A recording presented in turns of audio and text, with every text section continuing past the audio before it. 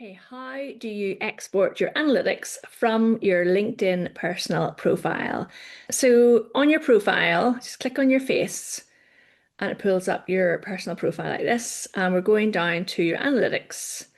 And I want you to click on Show All Analytics here. And what we're really looking for is the exporting our data on our posts. So click on Analytics again. This is where we're trying to get to in the first place, but this is called analytics.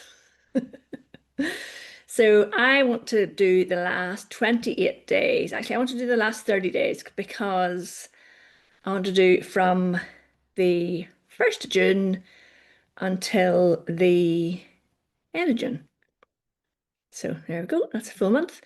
And I'm going to click on Show Results. You can do the last 28 days if you want as well, but I want to see the full month. So that is not saying 31st. That's not what I said. I want 1st of June to the 30th of June. Show results. Okay, first issue. What is this? I don't know what that's doing.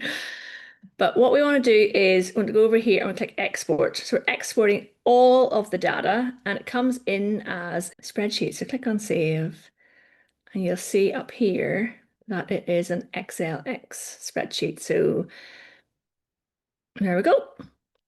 So this is my content. So there's the impressions, members reached. And then we go into the engagement and what was the most engaged day. And then we want to do top posts. So maximum of 50 posts available to include in this list, which is only the last month anyway, so that's fine.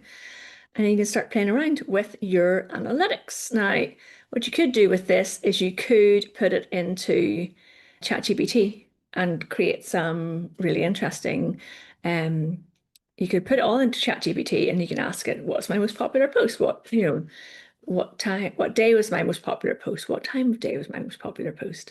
But that is how you export your analytics on your LinkedIn personal profile. And I recommend you do this every month and keep a record of it if you want. But obviously, not everyone is into data.